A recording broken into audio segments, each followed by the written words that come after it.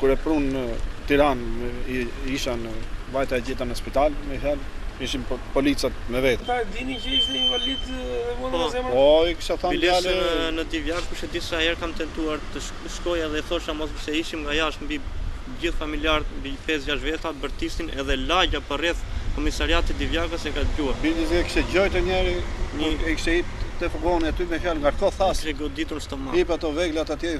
Makina ka qenë pa letra vetëm për këtë. Pastaj më vonë, ata thanë që është arrestuar për ullinj. Nuk ka pas asnjë kokër ulliri në makinë.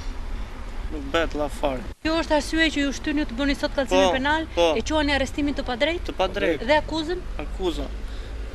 Ata kanë keq trajtuar një Viktor Xharo, Arben Trimi dhe Fation Zela. Të tre janë polic? Fationi është shefi krimeve, i cili e merrte etusi atje, i bërtisën në mënyrë. Arben Trimi e ka keq trajtuar gjatë rrugës kur e ka çuar për komisariat. Kurse ai Xhara? Viktor Xhara është një polic bashkie. Janë bërë në mënyrë politike. Është një çik politike kjo. Këtë punë e bën Avdis Nalla. Avdis Nalla ka qenë është nën kryetar bashkie aktualisht sot. Dhe ka qenë kryetar komune në Grabian. Ka qenë kryetar komune në Grabian.